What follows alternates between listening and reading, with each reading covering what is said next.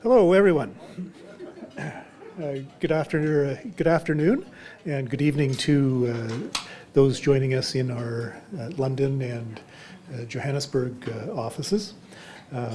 My name is Clarke Barnes. I'm the firm managing partner here at Fasken. Thank you so much for joining us today as we recognize Black History Month in Canada and come together to honor the contributions and experiences of Black communities across generations. This year marks the 30th anniversary of Black History Month being formally recognized in Canada. This milestone is also a reminder that for far longer than 30 years, Black people in Canada have been shaping our institutions, our communities, and our collective future, often without acknowledgement and without the opportunity to be publicly celebrated. As we reflect on those individuals who have helped shape our country's foundation, as well as the emerging visionaries defining our future, this celebration challenges us to consider that equity is not something we simply observe in single days or moments. It is a deliberate and ongoing practice that requires everyone's voice. The legal profession is built on principles of justice and fairness, yet we know the legal system has not always been equitable in practice. At Fasken, we believe acknowledging this reality is part of our responsibility, and working to change it is part of our commitment to the communities in which we live. This work happens not only through policy and process, but through culture. It is through personal action that we make choices about who we mentor, who we elevate, and who we sponsor, and our role in the environment we create for our colleagues to thrive. And it happens through the leadership of our internal communities, including the members of Fasken's Black Collective. I want to express my sincere appreciation to the Black Collective for their leadership. Your voices and your efforts are instrumental in shaping our understanding of meaningful inclusion. You create space for dialogue and advocacy within our legal community and beyond. Today's Fireside Chat offers us the opportunity to reflect on how organizations navigate uncertainty, how inclusion informs leadership and public life, and how institutions can build cultures that not only welcome diversity, but actually sustain it. Thank you all for choosing to engage thoughtfully. Today, your participation affirms that this work belongs to all of us, and that these conversations help us grow as a global network committed to equity, diversity, and inclusion. I look forward to today's discussion and to continuing this important work together with you all. It is now my pleasure to invite Letecia Rose, our Chief Equity, Diversity, and Inclusion Officer, up to begin our program. Letecia.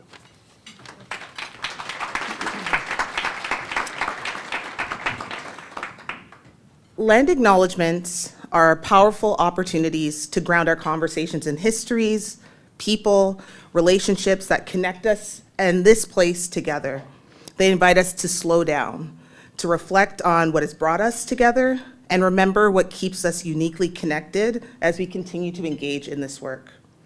I'm in Toronto, which is the traditional territory of the Huron-Wendat, the Haudenosaunee, the Chippewa, the Anishinaabe peoples, including the Mississaugas of the Credit Nation, the Métis Nation. Toronto is covered by Treaty 13 and signed with many Mississaugas of the Credit communities and bands, and Chippewa bands as well. For those joining online, we invite you to take a moment to reflect on the land that you're joining us from. So as Clarke mentioned, today is this month is Black History Month. And we recognize that the history of Black communities in Canada is deeply connected to this land and to the broader story of displacement, migration, resilience, and belonging that has shaped this country. This acknowledgement reminds us that our relationship to this land differ based on our ancestry and our proximity to ongoing struggles for justice. Not all settlers arrived here by choice, but we all share the responsibility to learn, act, and contribute to reconciliation. At Fasken, we believe that land acknowledgements are not just merely about honoring land, but it's also about raising awareness of Indigenous presence, history, and culture, guided by our Reconciliation Action Plan. Our commitment to reconciliation and to advancing equity, diversity, and inclusion is rooted in the belief that understanding where we are and the histories tied to this land strengthens how we show up for one another and the communities we serve. So now I would love to introduce Andrew Nunes. Andrew is a partner at Fasken. In our Toronto office, he has practiced over 20 years. He's the vice chair of the Business Law Development, chair of the Technology Law Group in Ontario, and co-chair of the National Technology, Media, and Telecommunications Industry Group. He's a founding member of our Fasken Black Collective Affinity Group, and his practice focuses on corporate and commercial law with a particular focus on technology-related matters. Please help me in welcoming Andrew Nunes.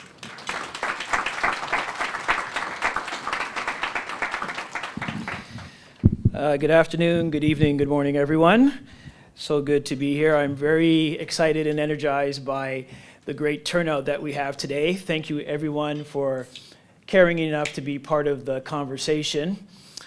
I'm here on behalf of the Fasken Black Collective, and we have many, many members from the collective who are here in the room. Wanted to acknowledge them and for all of the work that we all are doing and what the firm is doing. Thank you, Letecia, for the kind introduction and your land acknowledgement. Thank you, Clarke. Thank you, Yoan, our Chief People Officer, and all the others who are joining us both in the room and online. It's certainly encouraging to see the support that we have here today and for Black History Month, and in fact, throughout the entire year. So, before we move forward, I'm just going to take care of a few housekeeping matters. For those of us who are, or for those of you who are joining online, please put questions for the speakers into the questions tab in the web platform. You can put those questions in there at any point in time. We will get to those at the end of the program. For those of you who are here in the room, Q&A will be at the end of today's discussion. You'll have an opportunity to ask those questions. We'd ask you just to raise your hands and somebody will bring a microphone to you.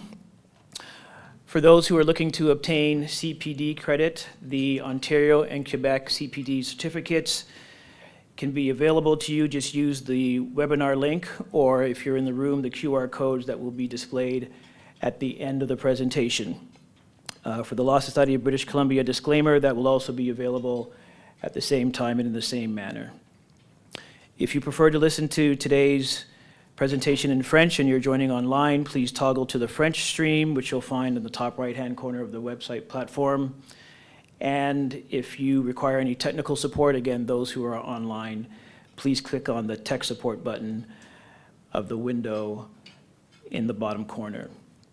So, bathrooms are just outside. I didn't have that in my notes, but I know from experience that can be important. Okay, so now it is my pleasure to introduce you to our speaker today, Marci Ian, a familiar face to millions of Canadians as a leader whose career spans journalism, public service, and community advocacy.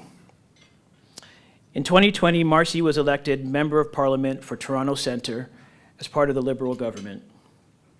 Soon after, she was appointed as Minister for Women and Gender Equality and Youth.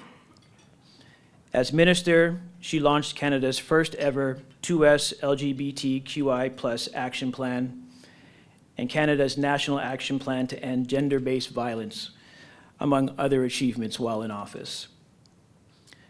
Before entering politics, Marci had a long and successful career in broadcast journalism.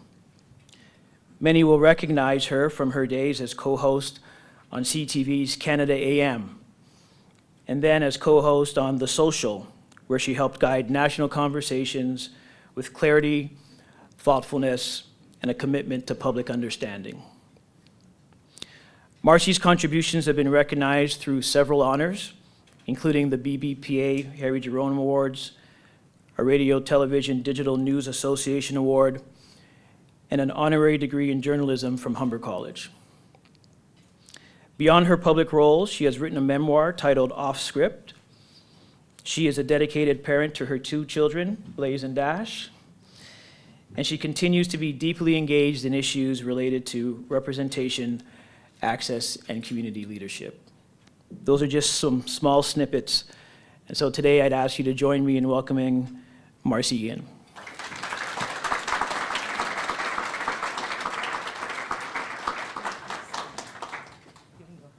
Thank you so much. Thank you. I'm not as tall as you. Good morning, and good afternoon, and good evening to some online. I cannot tell you how pleased I am to be with you here today. And can I just say a huge shout out to Fasken. This is important. This work is important. I spoke to Letecia and I said, "What is your title? What do you mean Fasken does this?" Because so many companies and corporations and governments are pulling back. DEI, a couple words about that. What is it? I am convinced that many don't understand what it is. Diversity, equity, inclusion. It isn't about handing people jobs, handing people who don't deserve said positions. It's about fairness. It's about what's right. It's about what Canada looks like. When I was in government, we had a chief statistician who I think used to run away when he saw me coming, because research is important to me, so I always wanted to know about the numbers. Who's in Canada? I would say to my team, we can't create policy if we don't know who we're creating the policy for. Andrew mentioned the 2S LGBTQI+ action plan that we had, the first of its kind in this country. And I asked the chief statistician, well, I want to know what Queer Canada looks like, who isn't being served, who isn't at the table. We came up with that plan. And same when it came to the plan for women and gender-based violence, and who was getting hurt, and again, who wasn't at the table. I'm going to share with you a couple of stories. I think I'm among friends, so I'll get a little personal. Let's go back to 2020, shall we? 2020. So much happened. Obviously, the pandemic. George Floyd. Who remembers the literal seas of people in the streets after George Floyd's killing? So I've set the stage. I'm co-hosting The Social. That happens. I'm the Black woman on the panel. Everybody wants to know what I think. And the only thing that I'm thinking is that I had to explain to my son, Dash, whether or not that could happen to his dad or his granddad or his uncle. And I shared that. I started, after that time, having some serious conversations with myself. You know, those conversations nobody really knows, but the stuff that you noodle in your head. And I thought to myself, do I need to serve in a different way? I'm comfortable. I'm on the #1 daytime show in the country. I am doing that show with women and a team that I love, my best friends. But am I doing enough? Do I need to step up to the plate in a different way? I want to leave that with you there for a second, because I don't know if you believe in fate. I don't know whether it's divine intervention, all of these things. But a couple weeks later, as I was having these conversations, my phone rang, and it was the Prime Minister's office. To be exact, it was Katie Telford, the Prime Minister's Chief of Staff at the time, saying, Marci, how are you doing? I said, fine, Katie. I thought it was about an interview or something. And she said, so we want to know if you might consider running. And I said, run where? Like, what do you... I used to do 100-meter. I don't know. And she said, well, as you know, the finance minister has stepped down. Toronto Centre is open. We will have a by-election, and we want to know if you'll be the candidate. I said, Katie, you know I interview you guys. I don't want to be you guys. Politicians were the absolute worst. Never, ever answering questions, having to ask questions 15 times to get a straight answer. And I thought, this is nothing that I ever want to do. And then, of course, I remembered the conversations that I was having with myself. And I thought, wow, I asked to serve better. Could this be it? So I just kind of left that there, and I ignored Katie. She still laughs about it to this day. Ignored her, did not call her back. And then a couple weeks later, I was out for lunch with my daughter, with Blaze. And the phone rings, and a woman on the other end says, is this Ms. Ian? And I thought, this is serious. Right, this is formal. And I said, it is. And she said, the Prime Minister's on the line. And I said, oh. I said, Mr. Prime Minister, he said, Marci, he said, I'm calling to tell you you're at the top of a very short list. And we need to know what you're thinking, what you might want to do. I said, Prime Minister, here's the thing. You know how squeaky I am. I don't suffer fools lightly. I speak up. I don't think I'm who you need because I'm not going to fall into line. I'm not going to do all the things. And he said, well, it's my opinion that you're exactly who we need. I said, you, above anybody else, knows that I'm a little bit tough. I was the first journalist to interview him after blackface. And I had some questions for him that day in Ottawa.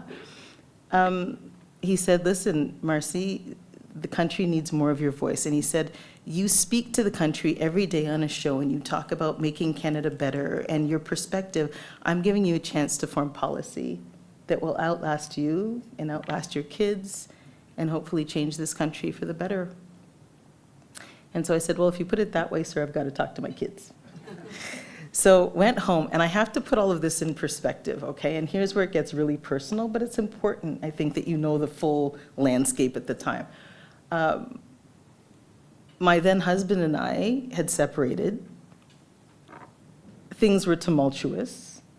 I had moved my children to a new home. They were just getting used to new schools. This is fall. I had just written a book that it took 2 years to write, that I'd have to probably put to the side if I was going to run. And I felt decidedly uncomfortable. But what I've learned is that running to discomfort is way better, because that's where the learning happens. So I had this conversation with Blaze, who was 15 at the time. Dash was young. And I said, so here's what's happened. This is what the Prime Minister has said. And she said, you don't have any political experience. I said, there's a point. But then I explained to her, I said, but I have life experience. I've lived a little, and I care about people, and I've always wanted to serve. Even with a microphone, I considered that service. And she said, well then, Mom, if not you, who? And I said, okay, wise Blaze at 15. And I called the Prime Minister and said yes, and then was thrown into a by-election, which I won, and then a general election a couple months after that, which we won, and then Minister of Women and Gender Equality and Youth, which is the honor of my life. 2020.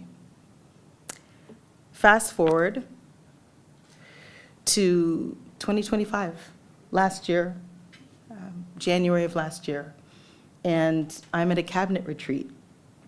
Cabinet retreat means the Prime Minister, cabinet ministers meet in a hotel somewhere in the country, and we discuss what's happening in the country, our plans for the country. We bring guest speakers in, we talk economics, and all of a sudden there's breaking news. And President Trump is announcing tariffs.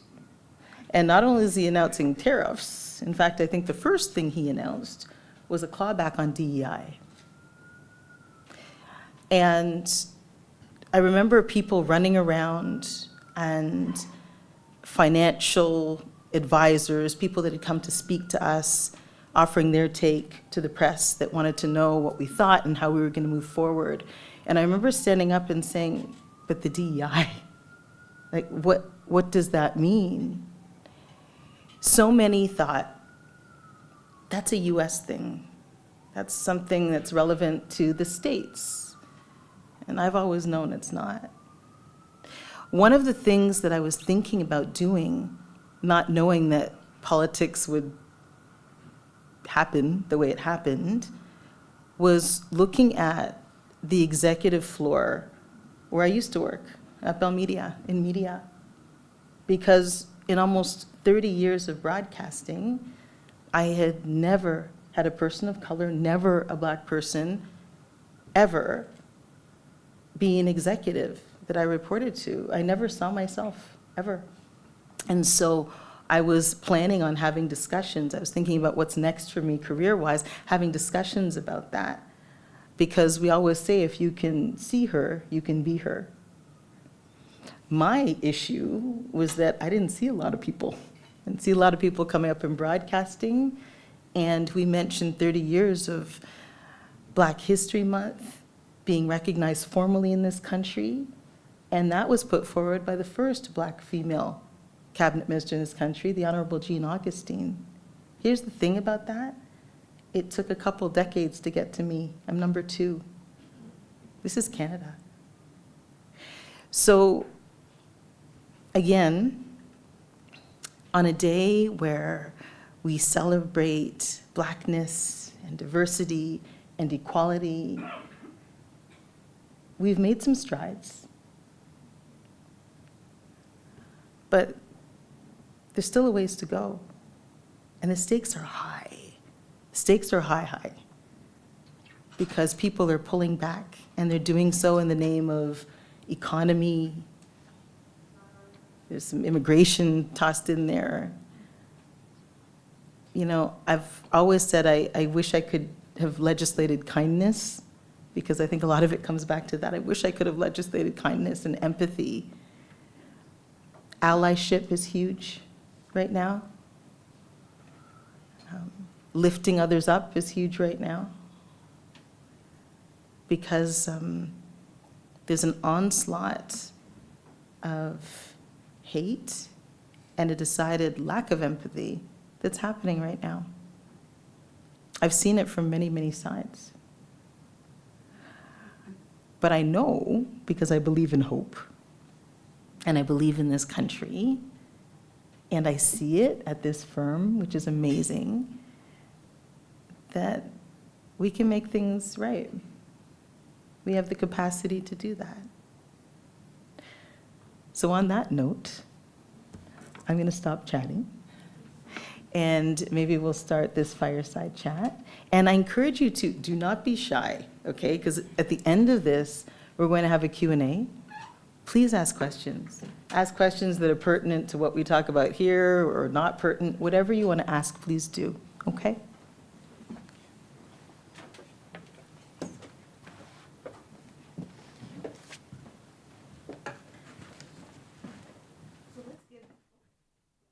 Let's give a round of applause for Marci's notes and thoughts and stories.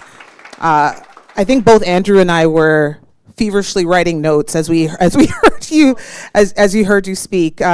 Just thank you so much for grounding the conversation, telling your journey.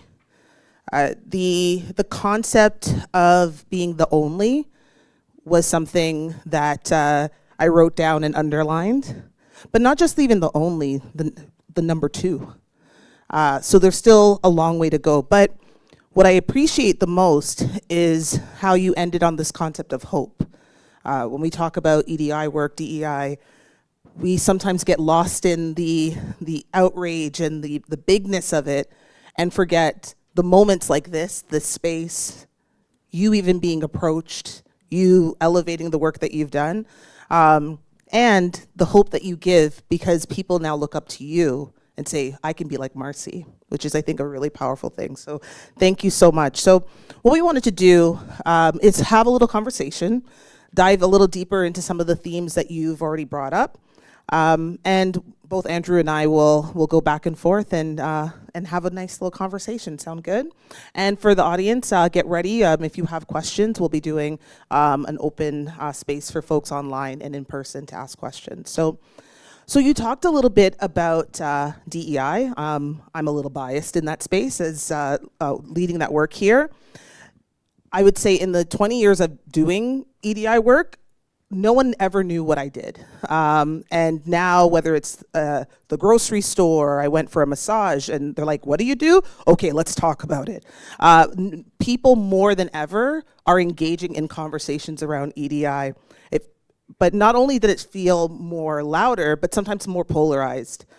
From your perspective, what actually has changed in the time, whether it's through your time in journalism or within politics, or even now, how you're kind of observing what's happening in the world? And do you feel like history is repeating itself?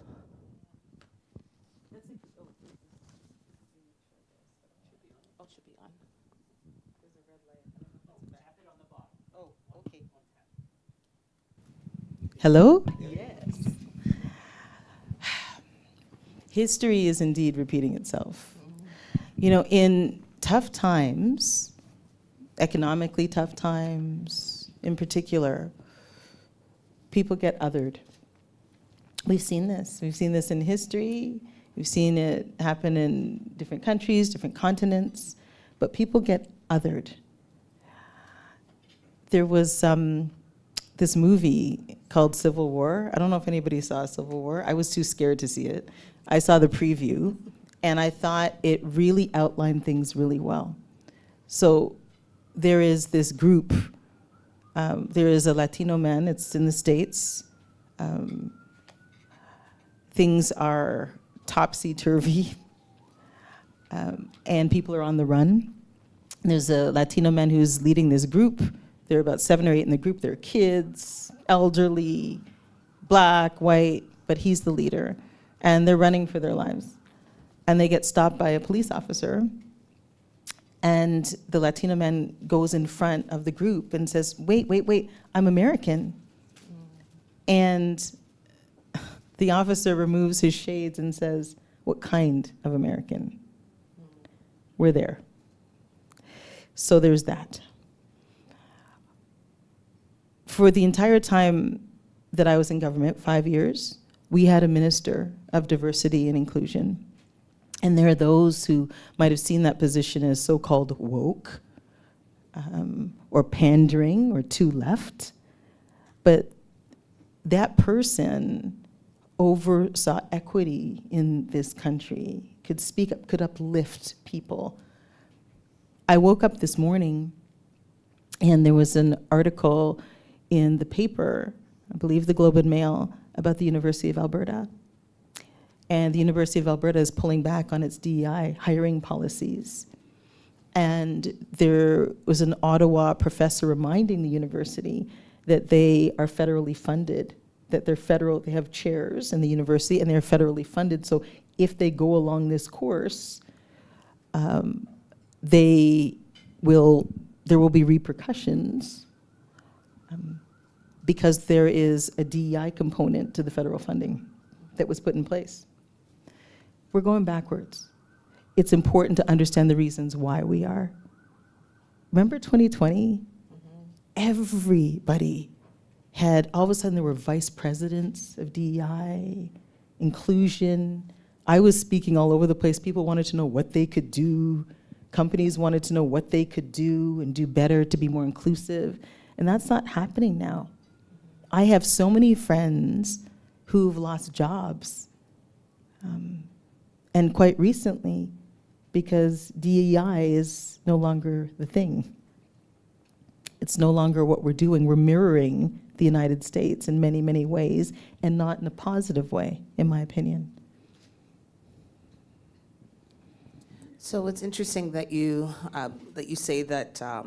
I think back to that word you said, hope.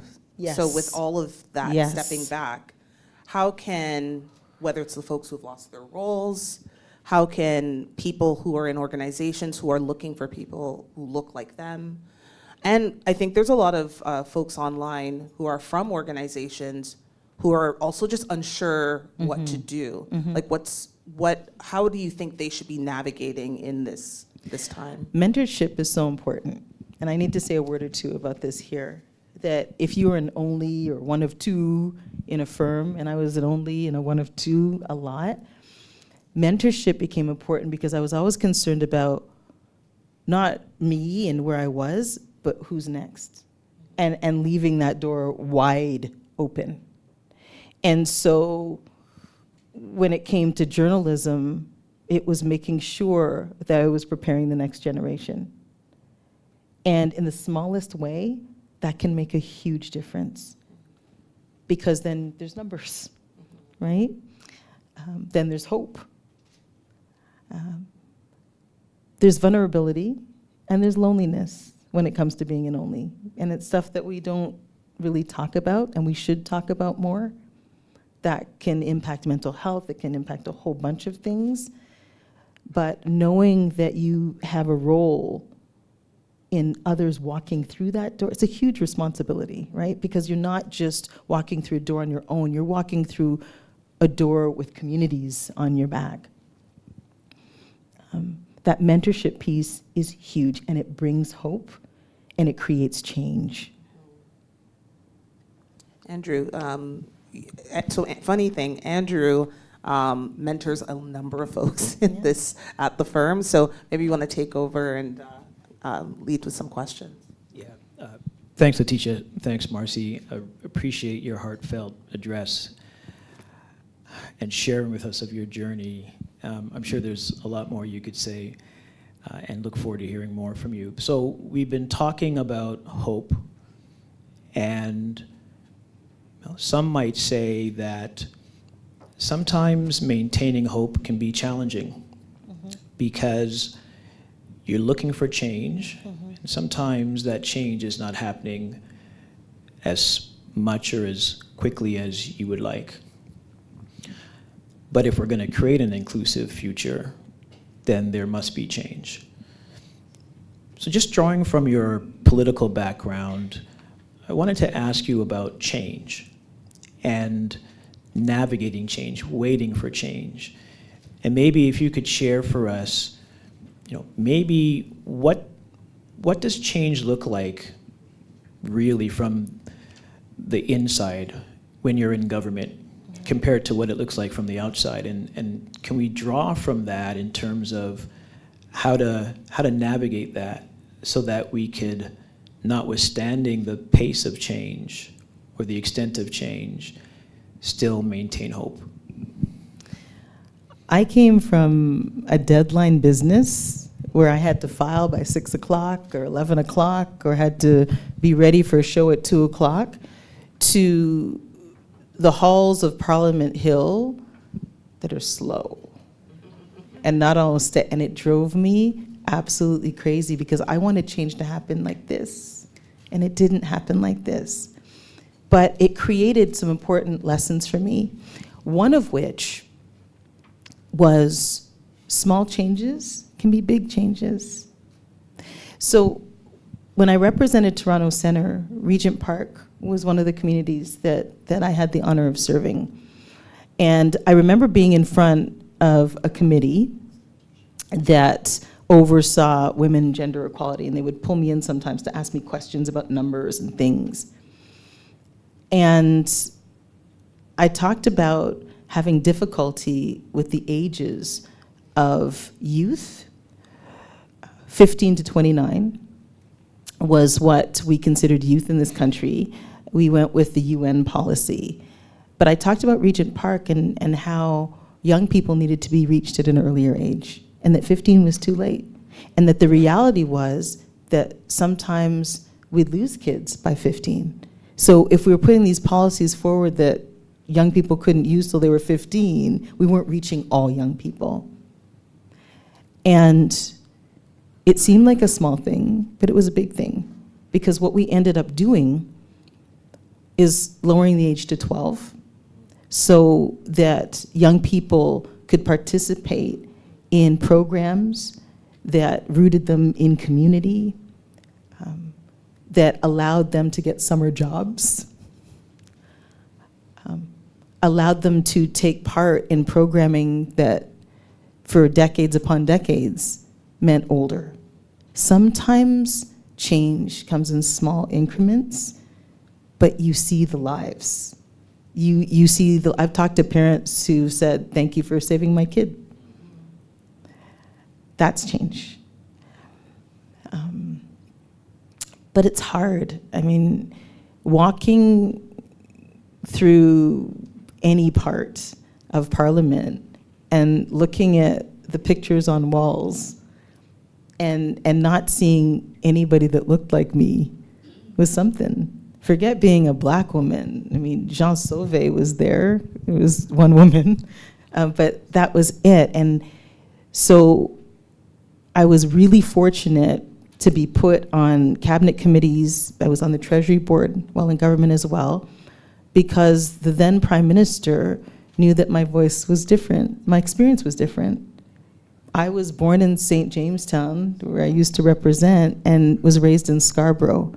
And that take was a very different take than a lot of my cabinet colleagues. So, change. I remember sitting at Treasury Board one day, and we were talking about back to work legislation. It was COVID, and we were looking at public servants going back to work full time, or at least 4 days a week. And I had had a lot of interviews. I'd like to talk to people and get their take as to how people felt about that. And for a significant number of Black public servants, the reasons for maybe not wanting to go back into the workplace were different. And some said, well, I didn't feel comfortable in the workplace. Some said, I felt bullied at times in the workplace. Some said, you know, I know that I deserved job after job and wasn't promoted and didn't feel safe, and somebody told a joke or somebody said something. I felt better at home. I felt safer at home. I got more done at home. And sitting there in Treasury Board and being able to share that meant something. It meant before rubber stamping things, people would think about others and how this impacted others, and more importantly, what we could do to make people feel safer and more appreciated at work. Sometimes change is just bringing your life journey and your perspective to the table. Thanks, Marci. I think it's extremely powerful to hear that there was an element or a feeling of fear. That's a very strong emotion. Very strong. And probably might come as a surprise to many to understand that an environment could actually have that kind of effect on somebody. Not appreciating that, and then further not understanding that there could be some small things that could be changed to help right that wrong. Mm-hmm. And you made a reference in your earlier address to the effect of, if you can see her, you can be her. Absolutely. And so representation matters. And even something as small as that can have a big impact on somebody's life. I wanted to be what I didn't have. That's why mentorship was so important. I wanted to be who I didn't have, and still want to be that. Thank you. Connected to that, I think, is something a thread that you pulled on earlier, like the courage to not just pick up the phone when you got the call, but to accept and take that risk of running. What gave you the audacity to run, especially as a Black woman? I was on a panel with someone else who ran for mayor a couple of times, and he referenced this concept of audacity, but also with the same thread as you, like seeing yourself in these spaces where often you might not feel like you belong. So what gave you the audacity to run, specifically as a Black woman, and recognizing the scrutiny that might come with that? Mm-hmm. So I was well prepared. and I was well prepared because of 30 years almost of media. and in the rooms I occupied there. So many people called me when they got the notice or saw online that I was running and said, "Are you going to be okay? Like, this is not for the faint of heart. Are you sure this is what you want to be doing? Because this is not going to be easy. Have you seen this story and this story and this story?" And I said, listen,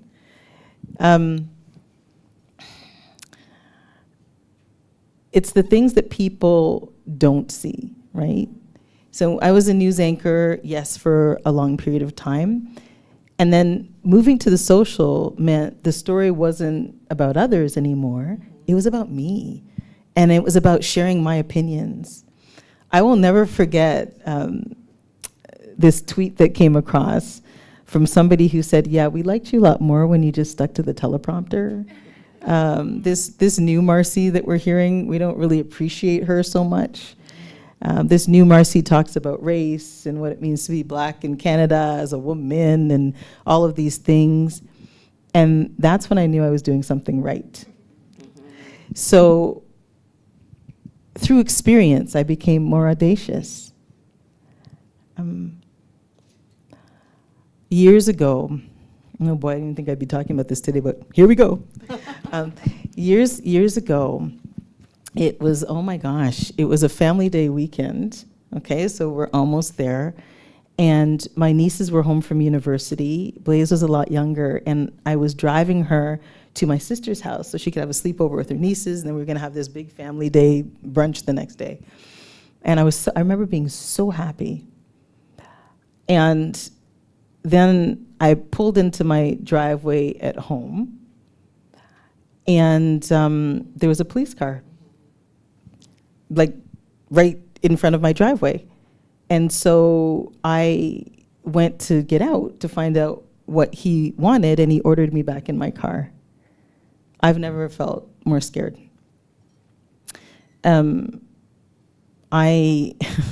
He approached and he asked me to wind down the window, so I had to start the car again to do that.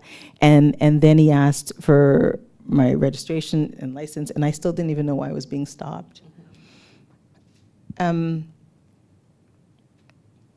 He asked me if I lived where I lived, and he asked me whether the car I was driving was my car. And I thought, okay, right? Because it's just a whole other thing when you're Black and being stopped. And I thought, I'm at home. This is my safe place. But my neighborhood was pretty good, and the car I was driving was pretty good. And I was wearing Converse and jeans and a ball cap. Who knows? Anyway, I said to him, I'm so tired of this, because I had been stopped 3 times in the last 6 months in my own neighborhood. And I said, I'm so tired of this. I was really, really emotional. He said to me that I had run a stop sign. I said, well, if I did, then just give me a ticket. He didn't. And he left, and I was in terrible shape. I remember slumping the front door of my place, and Dash, so small, seeing me, was crying. I phoned Elaine Louie, phoned Lainey. I said, this is what's happened. And she said, there isn't a newspaper in the country that wouldn't take a story from you. And so I wrote a story, and the backlash. So this is where the audacity comes from, the backlash. How dare she use race? How dare she break the law and use race? How dare she? And then there were people that said, I've been there, and thank you for speaking up. And that's what mattered.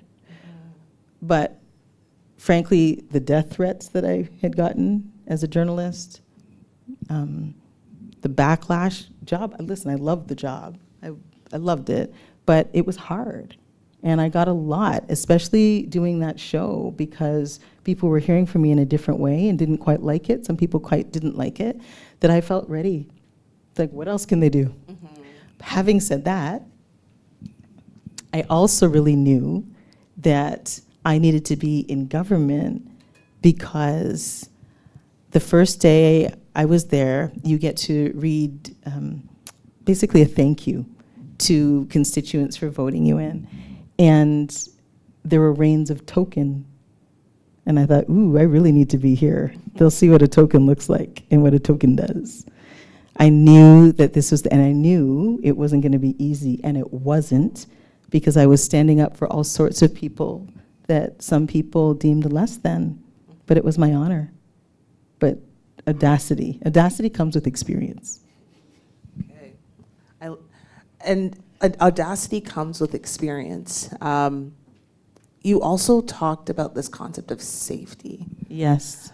And I want to pull on that thread a bit, because the decision to show up as yourself Yeah, is a decision. it is. That a lot of Black people, racialized people, equity-deserving people have to make when they go into spaces where they might be the only.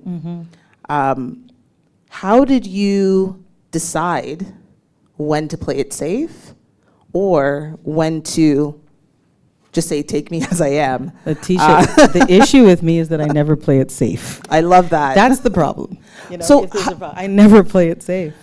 But then there's a lot of people who feel like they have to. And I think Yes. proximity to power, depending on where your positionality was within organizations, sometimes even just the option or the ability to say, I can just do and play, be me, is a privilege that sometimes people don't have. And I think, I'm sure there's folks online who are wondering, you can do it because you're there, but like, how do I do it in my job or in my spaces? How do I not play it safe and show up as my full self? I think my story is relatable, right? Because it's about leaping when you don't have a safety net. I left a job that was really comfortable for a job I didn't know I'd get. I didn't know whether or not I'd be elected, and I walked away from a very, very comfortable job. So for anybody that's here or online and thinking, okay, it's audacious, taking a leap, I don't know what's on the other end, or should I put my hand up for that position or apply for whatever? Yes, yes. Because the most that can happen is that, okay, you don't succeed that time, but you've said to yourself, I'm worth it, I can do this. And that's really powerful. When you tell you, listen, being there for self is a huge thing, because we will be in rooms where there isn't support. And we have to tell ourselves we're good enough and we're more than good enough and deserve to be there. So no matter where you are in life and what position you're in life, my advice would always be, and safely, would always be to leap, because I've never learned more. I've never been more scared. That doesn't mean it isn't scary, but I've never learned more. And I also would dare say I've never been more impactful. And I also had something to show my kids.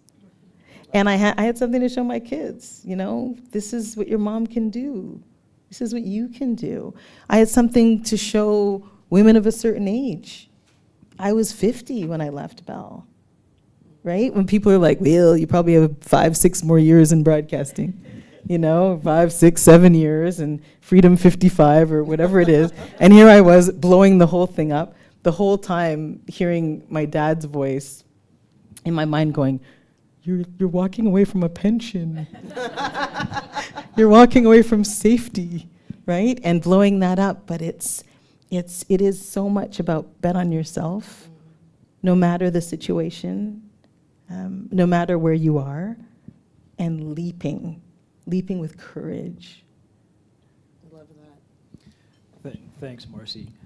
So as you were sharing your experience, I was thinking about asking the congregation or the audience, how many people would say, I've been there? How many people have had similar experiences? I'd have to put my hand up as well. And thank you for communicating the impact that has on an individual. But even more so, thank you for not allowing that to silence your voice. And thank you for speaking out. I'm mindful of how much time we have, and so I'm going to shift a little bit. I wanted to maybe talk about some practical advice. And there's a number of things that we could ask and talk about. We're going to have to pick and choose, but I'm hoping that you can share with us some practical mindset shifts that someone can take. If someone is interested in doing this work well, the work of creating inclusive futures in a time of global change, per our topic today, what kind of shifts in mindset would you suggest need to happen in order to do that effectively? You know what I found worked tremendously well was asking others to speak and tell their stories. Stories and lived experience can move people. When people understand that there are more similarities than differences, stories can move people.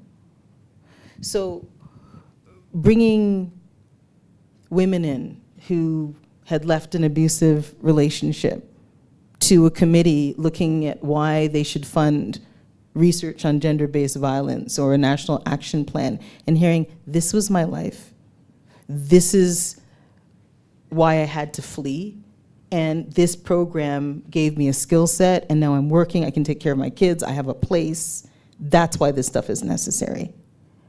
That's really important. It's really hard to be in a position where, and it's a tough time right now for DEI, where you're trying to move things forward and not have allies. And sometimes those allies come from interesting places. Some of the best work that I did in this space in government was with people of a different political stripe, because we realized this is about humanity, right? This is about our humanity. It's about empathy. And we found common ground. And so allyship is really important. How do you gain allies? You bring people in, tell their stories. This is why we need this. Come to this community with me. See what's happening here. See how these policies or what we put in place can help these people. And it's infectious, you know. All of a sudden, people you think who would never be on side in a million years are understanding that humanity is humanity is humanity, and they're on board.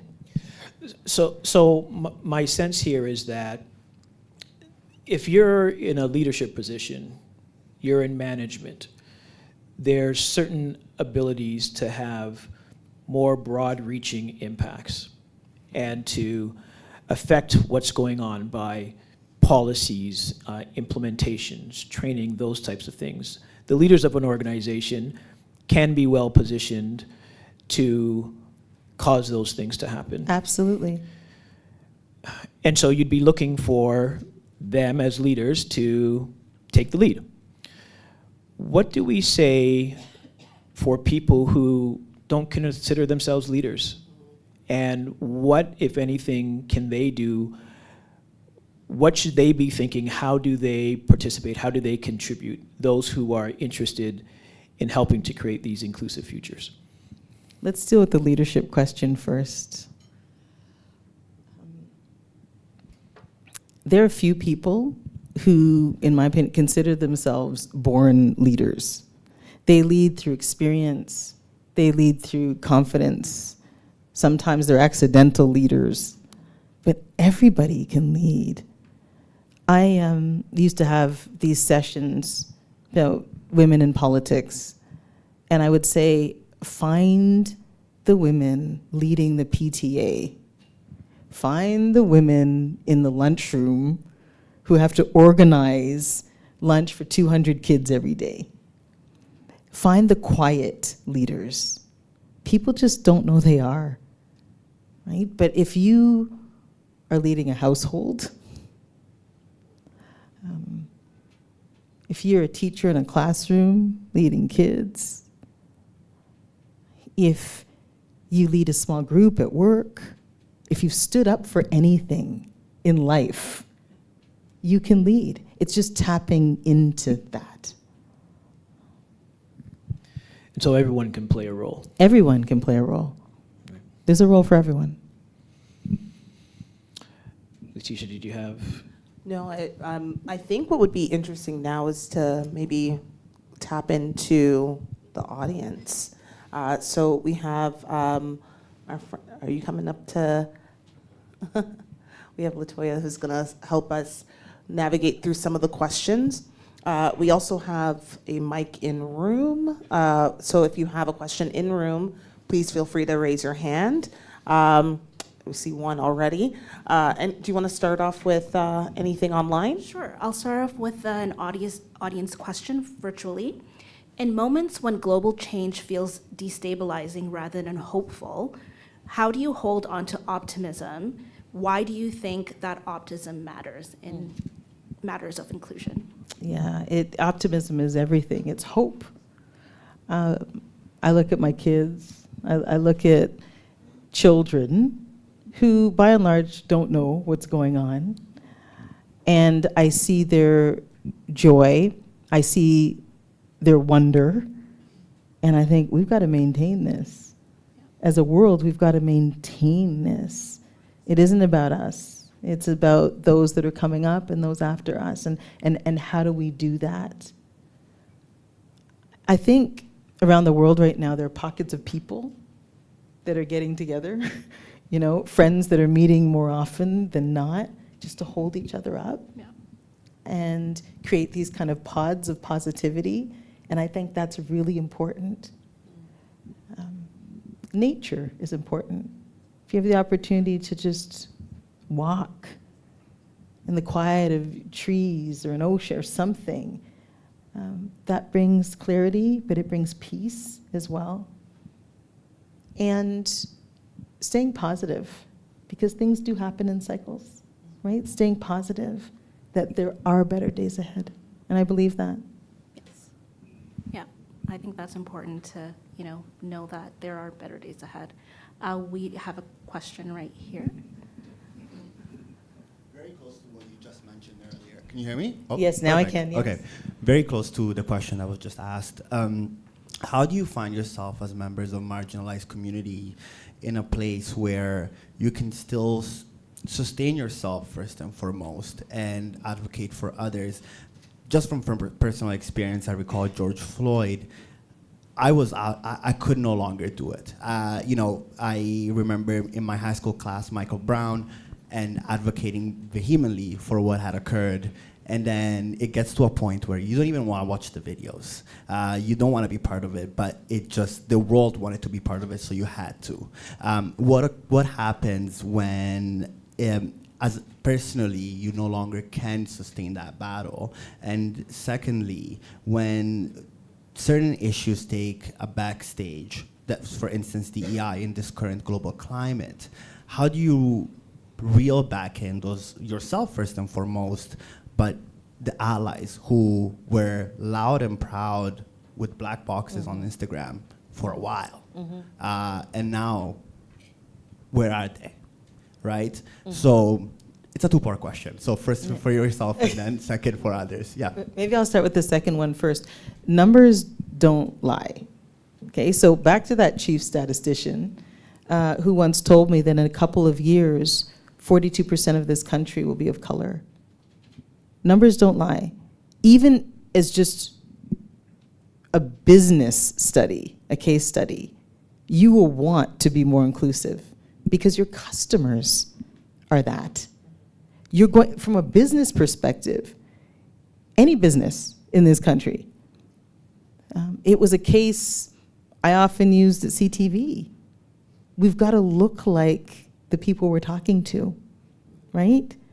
Because it's a business. So even if you want nothing to do with DEI, race, anything, you don't want to hear it. If you're a business person and you're a good one, you're going to want to tap in because that's how you make your money, right? It's just a business case. That is the bottom line. What does this country look like? And are you selling to what this country looks like or not, right?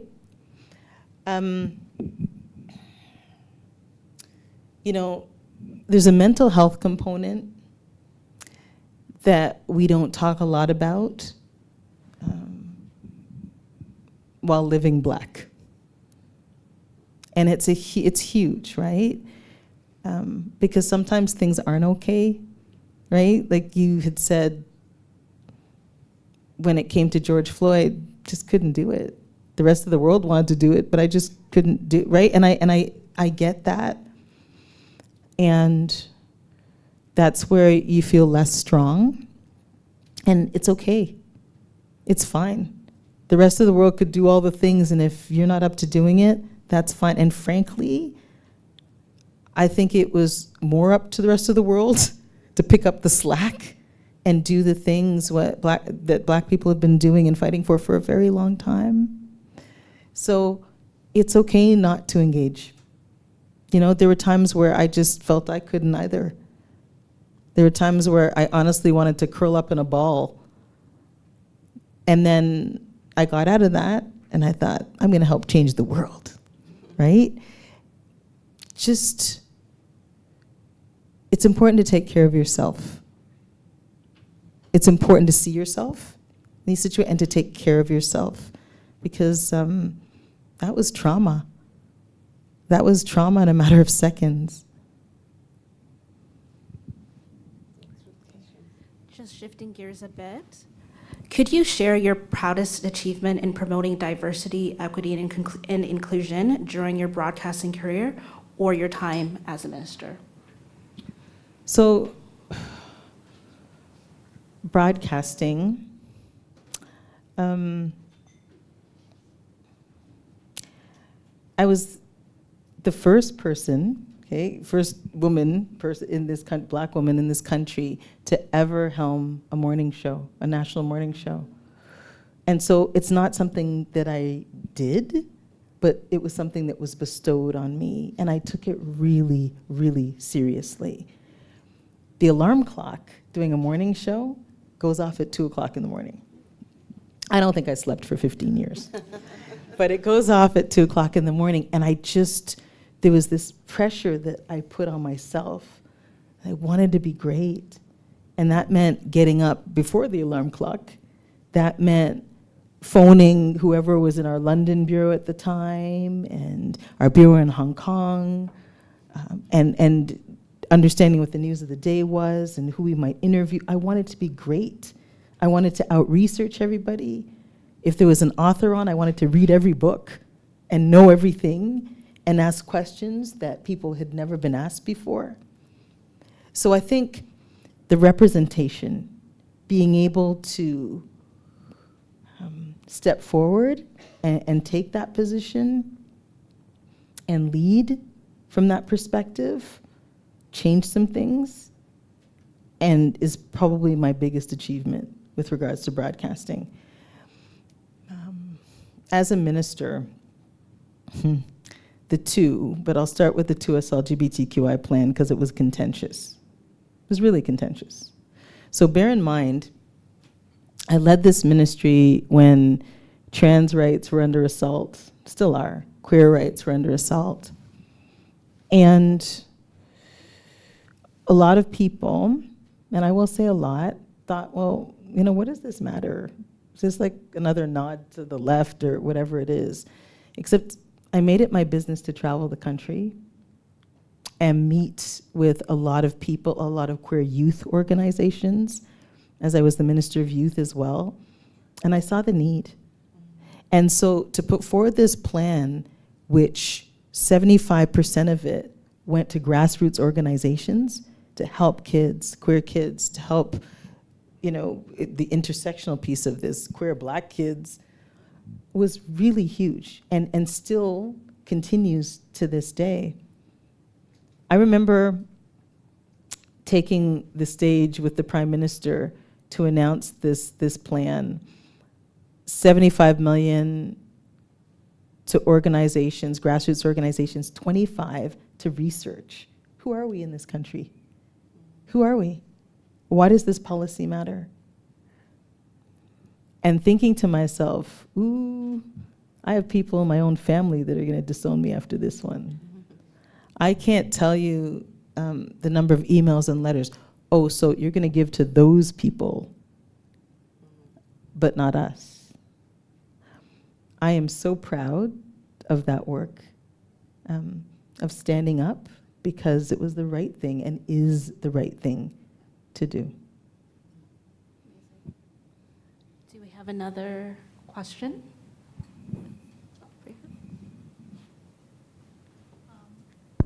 I think press Yeah. the bottom thing. Oh, you're good? Yeah, yeah. Can you hear me? Yes, yes.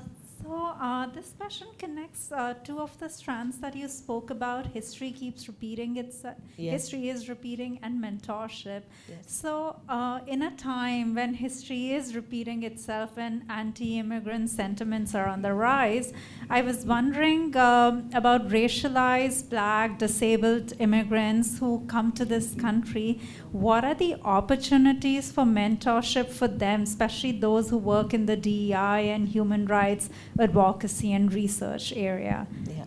See, that's DEI too, right? And people forget that DEI is much more than black and white. It's people with disabilities, quarter of this country, right? It's the fact that a new mom can go into a space and breastfeed her newborn. It's the fact that somebody can pray at noon and have a prayer room. That's DEI too, right? We used to have a minister responsible for people with disabilities. We don't anymore. And I'm sad about that because that's such important work. There are organizations that are in place that talk about opportunities and what can be done. There's support groups, but to have a minister in the country that oversees a file as important as that is really, really important. I am sad to see this work go backwards. And this is on a personal note. I'm sad to see it go backwards. I'm sad that we aren't centering the people that need to be centered right now. But I appreciate you speaking up. There's support, but the support isn't what it was. And that's because history is repeating itself, right? But what kind of American are you? What kind of Canadian are you? Who fits the bill and who doesn't? Who deserves to be at the table and who doesn't?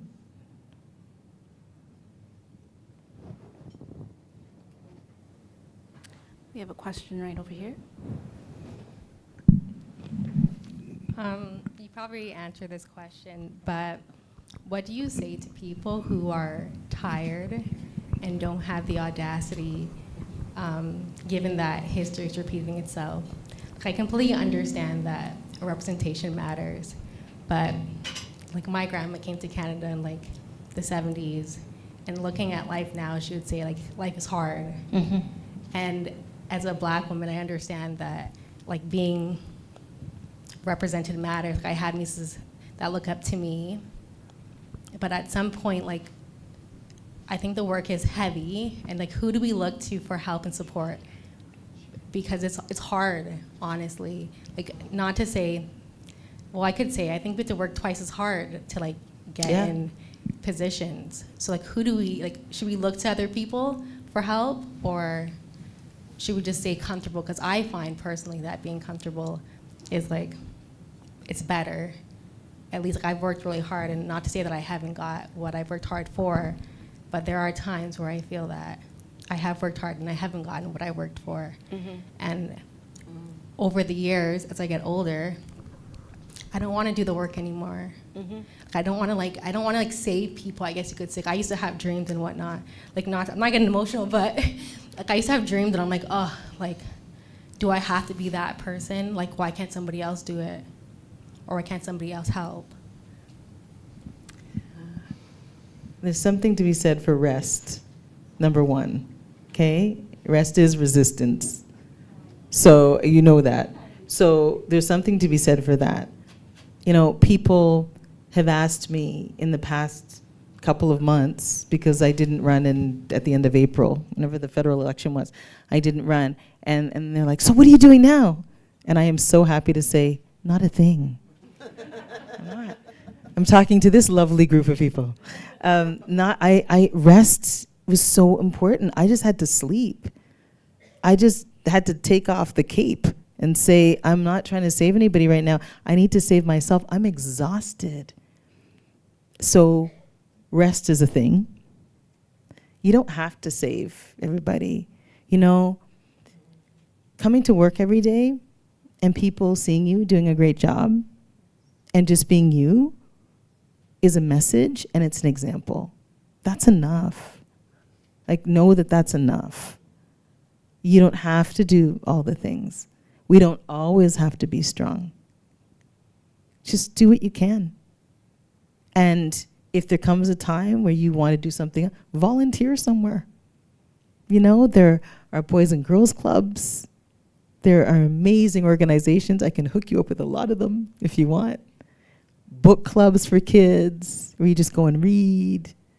All sorts of things that aren't strenuous, but they help. So if you feel up to it, then that's what you do. If not, that's fine too. And I wanted to say one more thing. Do you have when I'm feeling down or exhausted, I have a very tight circle, like a very, very tight circle. And these are friends that I can call day or night, that have taken my call at 3 o'clock in the morning because I'm distraught about something. So that's important too. When you have that circle, may not necessarily be family, but whoever that is, tight friends, sisters, brothers, whatever. There are 4 or 5 people that I can call at any given time and they'll just listen. That's important too, to have someone to lean on. Thank you. I completely understand that.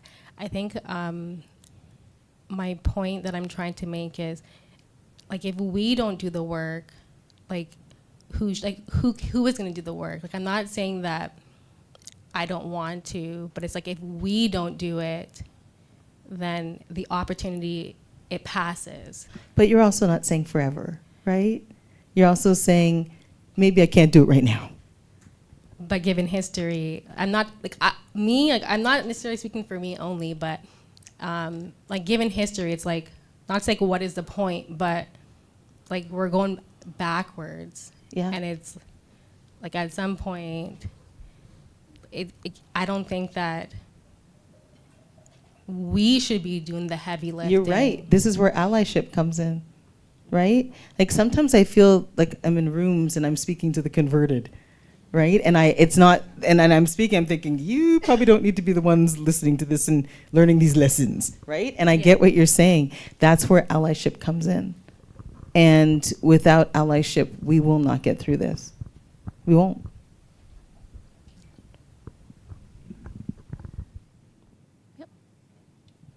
Another question. Hi, Marci. Hello.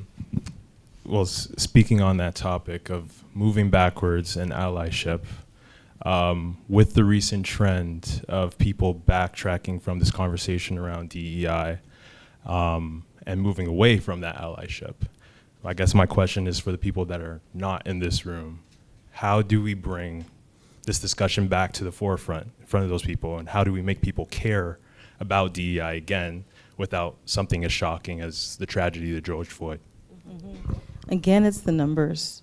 And this is where strong journalism comes into. I want to see more stories about this, right? And I'm not seeing them. I want to see more stories. I want to see pieces written. And I'm not seeing them. I think maybe I need to call a few people now that I think of it, right? And just because that helps, right? So that people understand that it's about being fair. It's about being open. That's what inclusivity is. It's about leveling the playing field that's far from level. But we need to be having conversations more. And outside of rooms where people believe this and understand this, these conversations need to go farther and wider. And so I can be screaming from the mountaintops, and I do, but others need to, and others that don't look like me.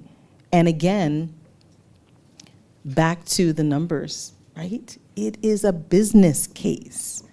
Look at who you're serving, and frankly, look at who you're not, because your C-suite looks a certain way, or decisions are being made a certain way that aren't inclusive. Look at what you're leaving on the table. That's a huge component, especially at a time where economy is front and center. You know, everybody wants to talk about economy and what's best for the country and Canada first and all of these things, but there is a huge case for diversity, equity, inclusion within that paradigm. We have another virtual question, but I'll take Yoan's question first. Go ahead. It was just a follow-up to that question, which is, what have you found to be the most impactful in terms of changing hearts and minds, right? When you're not preaching to the converted, how do you bring them along? I'm usually in rooms and telling my story. How did you get to where you got? How were you able to lead in these places? How did you make the leap from journalism to politics? In telling that story, especially because of where I come from, I am the youngest child of immigrants. My parents came here in the 60s and settled in St. Jamestown to go to school. They came here to go to school and then ended up staying. And so when someone allows me to tell my story, and I'm in a lot of different rooms where it's like, so tell, like, this is interesting, it has an impact. Because then it's, maybe there's a light bulb that she can't be the only one. How many other stories are like this? How many other people have experienced this?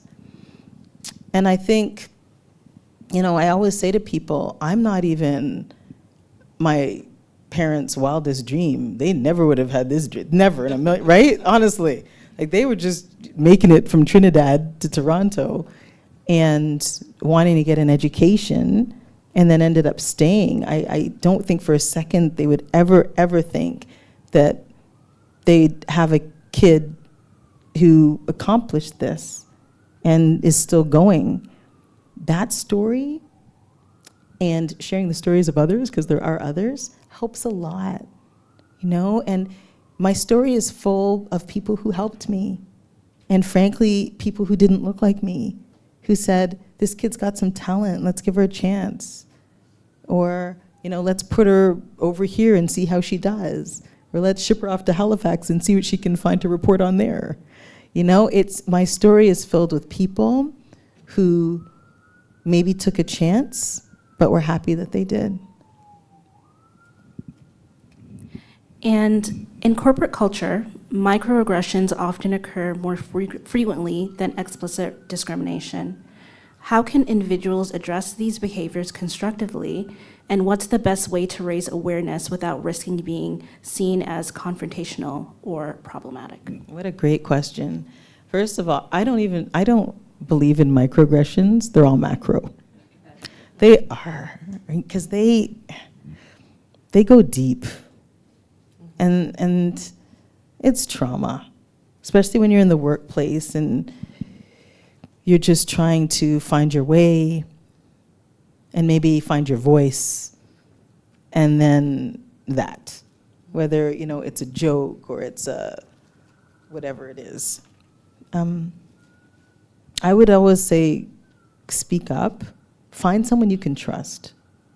Find someone you can trust, and it may not be an HR situation, but it may be someone that is more senior than you.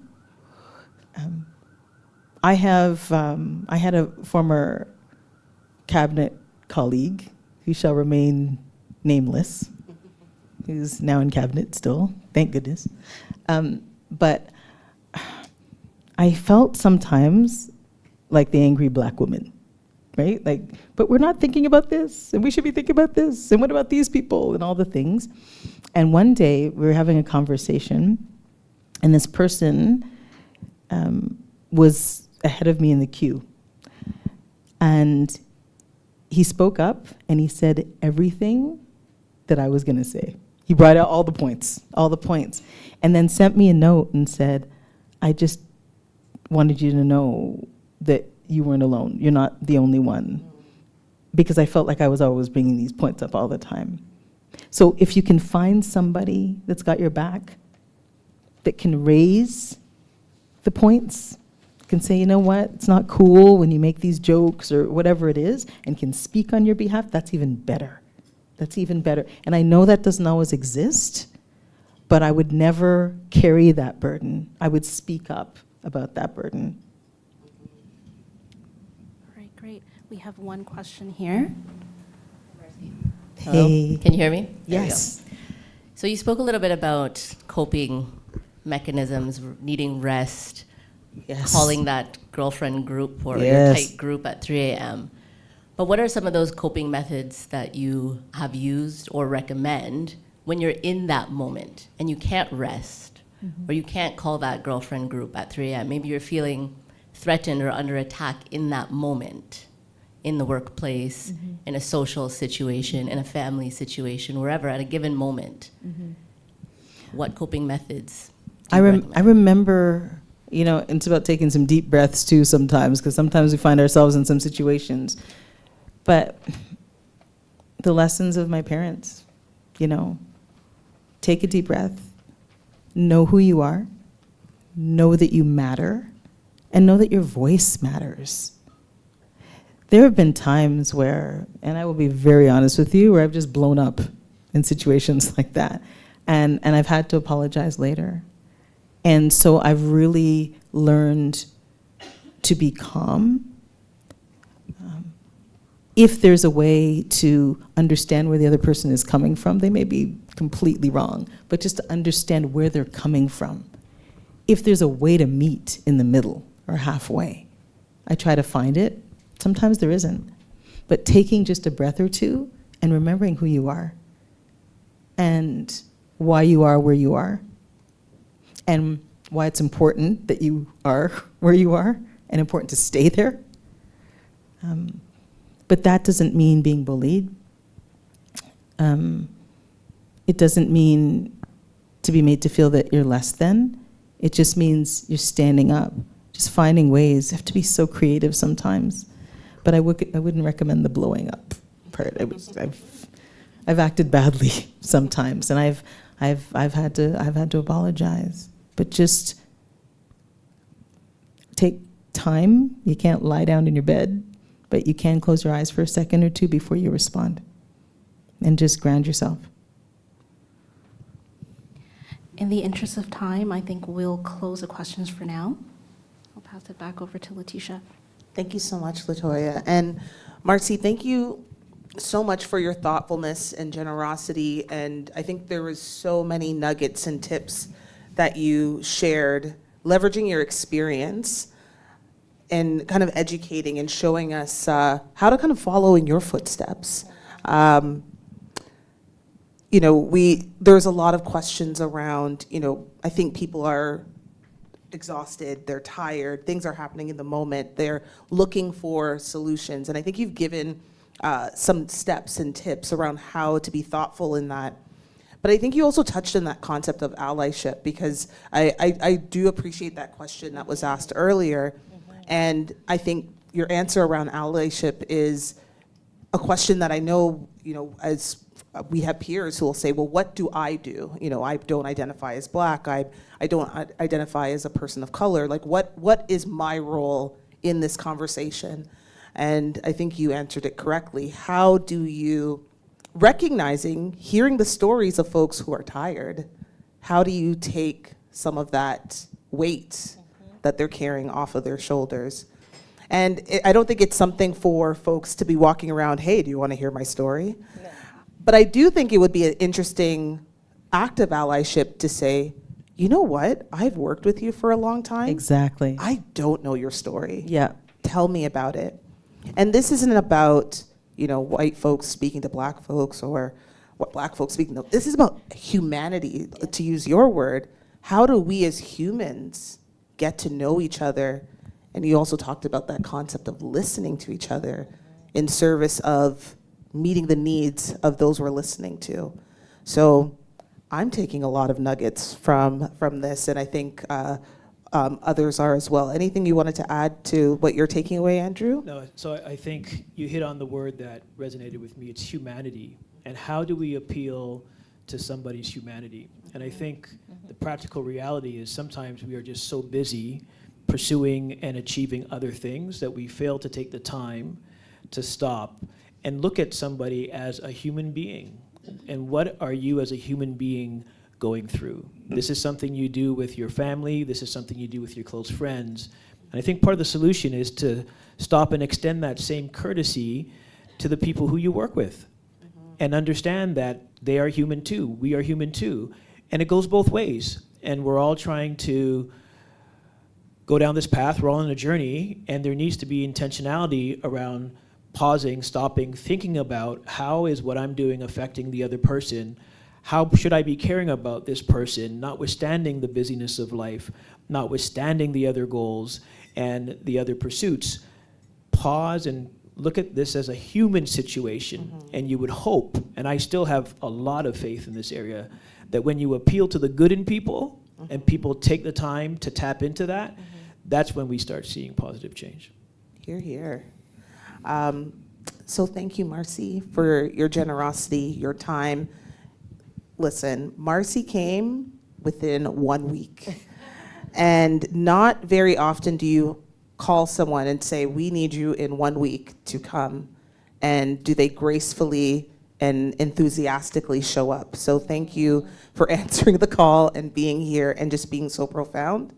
Thank you to our organizing team, members of the Black Collective who continue to lead this work, Latoya for moderating, and for everyone who showed up today and online. Black History Month is a couple more days and weeks, but it also continues past February 28th, that you can still engage in these conversations in these communities beyond. I want you to be thoughtful about how you have conversations with your peers, show up with that humanity, but think about how we lend support. Today we're supporting a Black business, Corex Creative, who is our photographers. We are supporting by having some delicious island foods. And we're also supporting some Black authors. Jay Pitter, who just launched Black Public Joy, was here to sign her book. So for those in person and online, we're going to give these books away to folks who scan the QR code and answer our survey. We also have another book, the Book of Possibility, signed by B. Kwame, another co-host sometimes of The Social, who also has signed her book. 2 books about positivity, hope, audacity, and how to show up. So really support through those dollars that Marci was talking about, show up through those conversations, and take these conversations into the rest of the year. Thank you all so much for joining us today, and be well. Thank you so much.